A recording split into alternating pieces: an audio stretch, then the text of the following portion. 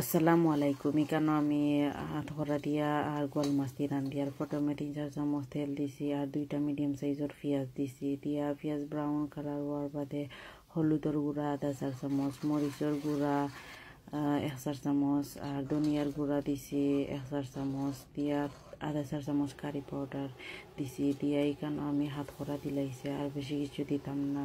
হাত করা পানি শুদ্ধ আর কি দিছি দিয়া হাত করারে 2-3 লাড়া মারছি। বাংলাদেশি হাত করায় দেয় হিটি দিব আর বেশি বোনা লাগতো না।